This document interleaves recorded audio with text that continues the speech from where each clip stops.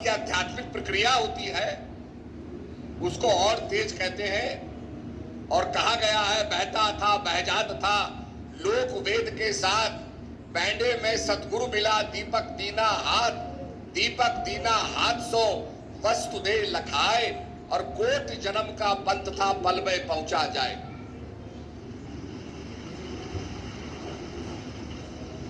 ये सतगुरु महाराज की कृपा होती है कि वो हमें शॉर्टेस्ट डिस्टेंस जो होता है,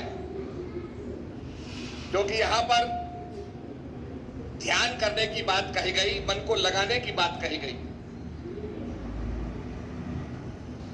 कबीरदास जी कहते हैं, माला मुझसे लड़ पड़ी दो क्यों फेरे मोए, मन की माला फेरते तुरंत मिला दूं तोय। माला कहती है, कांच की माला क्यों फेर रहा है? तू मन की माला फेरेगा, मैं तुझे तत्काल मिला दूंगी। मन दिया तो सब दिया, मन के लार शरीर, अब देवन को कुछ नहीं, कह गए दास कबीर।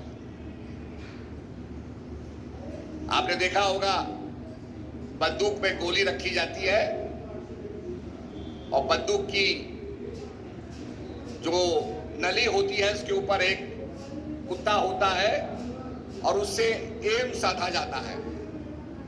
आप एक आंख को बंद करके एम साधते हैं और जब उसका सही परफेक्ट अलाइनमेंट होता है तो गोली निशाने पर लगती है।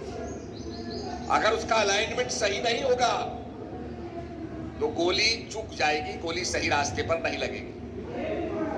इसीलिए महापुरुष कहते हैं, ध्येय में मन लगाना ध्यान लगाने वाला ध्याता, भगवान में मन लगाने वाला भक्त, और भगवान में मन लगाना भक्ति लगाने वाला भक्त, उपास्य देव में मन लगाना उपासना लगाने वाला उपासक। और इन तीन चीजों का जो मिलन होता है, ध्येय, ध्यान और ध्याता, इसको कहते हैं समाधि। तो हमारा मन जो है ये इतना सूक्ष्म है। आपने देखा होगा, बड़े बड़े रस्सों से हम हाथी बांध सकते हैं, पर एक चींटी बड़ी सूक्ष्म होती है, बड़ी सटल होती है। और चींटी को बांधने के लिए हम रस्से का उपयोग करेंगे तो रस्से के बीच में से कई चींटियां निकल जाएंगी। तो चींटियां क्योंकि वो सटल है, सूक्ष्म है, चींटी को बांधने के लिए आपको एक सूक्ष्म धागे की आवश्यकता है।